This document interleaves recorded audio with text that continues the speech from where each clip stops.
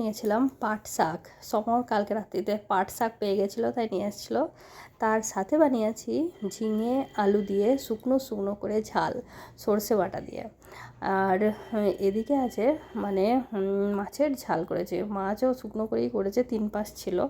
আর আলু সিদ্ধ তো আছেই, মানে পাট শাকের সাথে আলু সিদ্ধ ভালো লাগে। তারপর রান্নাবান্না কমপ্লিট করে তারপরে দেখলাম যে আজকে রোদ্দুর আছে, তাই অনেক জামা কাপড় ছিল মেশিনে ভরা, তাই ভাবলাম যে আজকে কেচে দিই। তাই কেচে পরিষ্কার করে দিয়েছিলাম, আর চান দিয়ে মেলে দিয়ে তাই ছাদে গেছিলাম। চান টান করে যখন ঠাকুর প্রণাম করতে ছাদে গেলাম, তখন দেখছি কিছু কিছু শুকিয়ে গেছে আর কিছু শুকায়নি।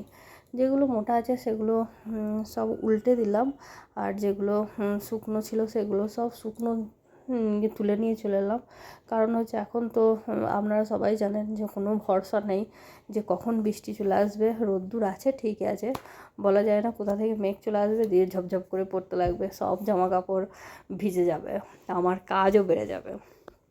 তো সেই জন্যই আমি আর কি, যেদিন জামা কাপড় কাচা হয় অনেক পরিশ্রম হয়, বারবার ছাদে যাওয়া আসা, একবার উল্টানো আবার তুলে নিয়ে আসা, এগুলো খুব প্রবলেম হয়।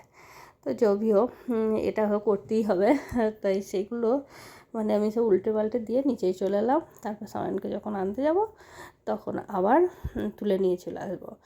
তো কেমন লাগলো আমার ভিডিও অবশ্যই জানাবেন কমেন্টে। আর আপনারা সবাই ভালো থাকবেন, সুস্থ থাকবেন, বাই।